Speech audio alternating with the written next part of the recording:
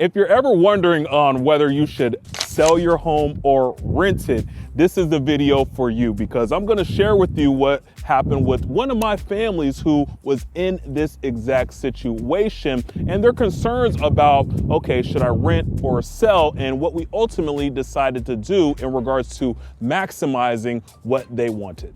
So check this out. This home actually was referred to me by a friend that I went to high school with. We go way back. He actually hit me up earlier in the year and he's like, hey, D, check this out. My parents wanna buy a new home. They're looking to upsize and they need to move. So actually, I helped his parents find a new home before this home even came into the picture. As they settled into their new home, the conversation, and I was talking to him, I was like, hey, what are you guys gonna decide to do with the home that you're moving out of? You wanna start your investment portfolio, meaning renting out your home, or do you actually wanna sell it? So once they got settled and really started thinking about, okay, what's the next move gonna be with the home that we just moved out, they decided, you know what, we don't want to deal with the potential headaches that comes along with being a landlord. I mean, you think you have a brand new person living in your home, you don't know how they're going to take care of it, additional repairs that you have to worry about, maintenance, collecting rent, all those things. They ultimately decided, yeah, we don't want to be landlords. Let's go ahead and decide to sell the property. So with that being said, I was like, are you sure? Because there's pros and cons to everything. Being a landlord, you're continuing to build equity, you're building your portfolio in the home. In addition to that, passive income, et cetera, et cetera. And they're like, Deontay, we're sure.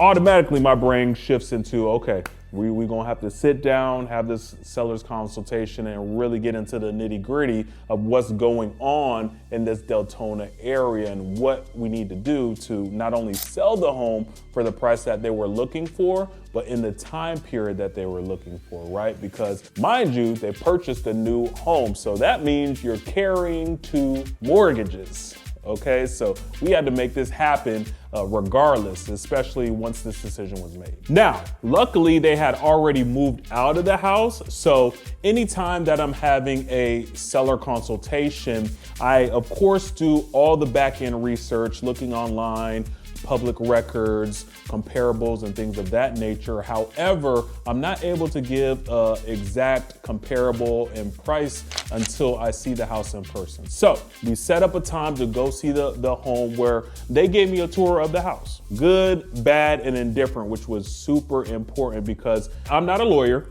Let's get that clear, right? But I like to equate it to a lawyer. The best way I'm able to get the result that you're looking for is as much as you share with me. A lawyer can only represent you to the best of their ability based on the information that you give them. When we do that home tour, that's essentially what this is. So we're looking through everything, the nooks, the crannies, the good, the bad, the things that they loved about the house and the things that they necessarily didn't like about the house. And what was important about that is it gives me a full picture, because mind you, like I said previously, I've already seen the homes that have sold for top dollar in the area and that did not sell, and they sold for the bottom dollar, and we need to fit in between. So as we did that, there were a few things that I noticed that this home needed. After the home tour, we sat down and I was like, hey, first and foremost, I'm already seeing, just with my eyes alone, the guest bathroom. We're gonna have to do something with that. We're gonna need some interior painting. There's a few small repairs that I already can see visually, and I strongly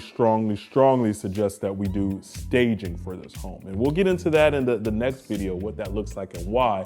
But those were some of the main things that we talked about. Also, pre-listing inspection. Pre-listing inspection, because that's what I just saw with my eyes. The inspector is going to have a 2-hour just ripping the home apart, climbing in the attic, looking at everything so we can give us a full picture of what the buyer is going to see. Because oftentimes when you're living in a home, you guys don't necessarily realize, right, what a buyer is not gonna like about that house, right? And it's important for us to know this up front so we can strategize on how to take care of that. Now, the goal was not just to put the home on the market, right? Especially what's going on in 2026 in Deltona. Our goal was to position this home to be the best home available for the buyer who is going to ultimately come see it. And in Deltona, some of the ways that we ultimately came to be and I presented to them is, hey, I want us to fix the bathroom. Hey, I want us to do the interior painting. Hey, I also want us to stage a home to set the feeling, because this area is gonna be a first-time home buyer, somebody that's getting essentially their starter home. So we want to position ourselves to when they walk in the door, they're saying mentally,